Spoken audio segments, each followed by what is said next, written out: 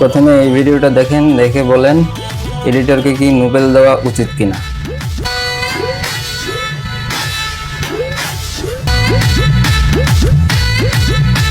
তারপর আসেন এই ভিডিওটা দেখেন 2040 সালের নাপিতের ট্রেইলার। এই কেউ যাবি না, বয় বয় চালারা বয়।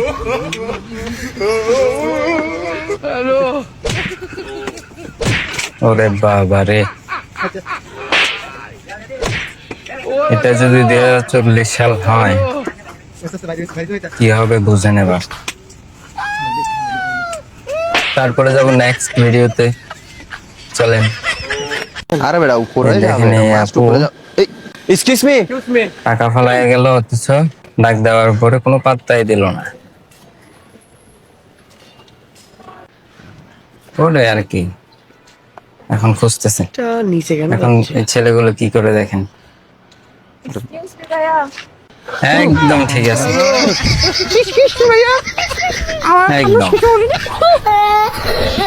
এখন এটা দেখেন,